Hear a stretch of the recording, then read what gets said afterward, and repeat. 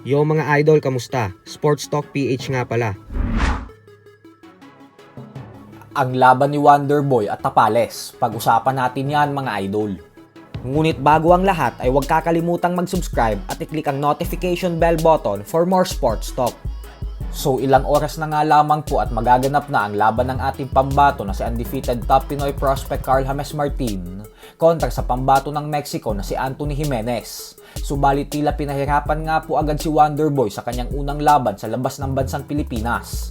Ito po ay matapos sabihin ni Martin sa naging interview sa kanya ng ating kaibigan na si Pau Salud ng Pauka Sports na sa weigh-in pa lang umano ay wala na silang ideya kung nakuha ba nila ni Jimenez yung timbang. Gawa ng wala umanong nakakapagsalita ng Ingles sa weigh-in kahapon. Bukod dyan ay hindi din umano nila alam kung anong oras ang kanilang laban mamaya o kung pang ilan ba sila sa fight card.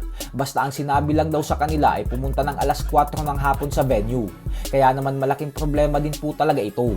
Lalo pat dayo si Wonderboy sa baluarte ni Jimenez. Kumusta naman ang timbang?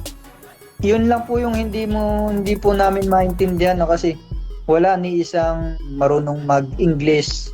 So pagtimbang namin, timbang tapos kanya-kanyang alis na, hindi namin alam kung over ba ako or over ba yung kalaban ko o under po ba ako o under yung timbangan ng kalaban. Wala kaming alam, basta pagtimbang, kanya-kanya alis na po. Also, Carl James Wonderboy, itong kalaban mo, hindi namin masyado kilala. Sa pagkakakilala mo, ano ba yung style nitong mga kalaban mo? Wala. Actually, wala po akong pinanood na laban niya, no, kahit papaano. Wala po akong pinanood. Honest lang, basta ang tinutukan ko is yung makanood muna ako ng mga laban ng mga world champion sa division ko. And then, ini-imagine ko na lang na ganun din siya kagaling. May arena ba? Baka sakaling may mga Pilipino sa Mexico na manood eh. Anong arena? Wala nga po kaming idea eh. Kasi kahit nga po sa card po eh, kung basta pumunta lang daw po kami ng alas 4. Kasi hindi po kami magkaintindihan. Hindi po nila mag-English. Basta punta lang daw po kami alas 4. Sa kabilang banda naman mga idol ay pagkatapos nga po ng laban ni Carl James Martin ay mamayang gabi naman po makikita na ulit nating sumabak sa ibabaw ng lona ang isa pa nating pambato na si former Unified IBF and WBA Super Bantamweight World Champion Marlon Tapales, kung saan haharapin niya ang Indianong si Saurabh Kumar sa bansang Cambodia. Sa official weigh-in kahapon ay parehong nakuha ng dalawa ang tamang timbang sa 122 pound limit ng Super Bantamweight Division.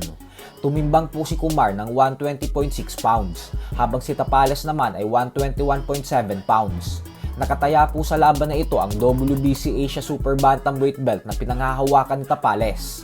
Kaya naman mahalagang laban po ito para sa ating kababayan, lalo pa target ni Tapales na muling mapalaban sa isang world title fight, hanggang sa tuluyan itong maging isang ganap na world champion ulit sa lalong madaling panahon.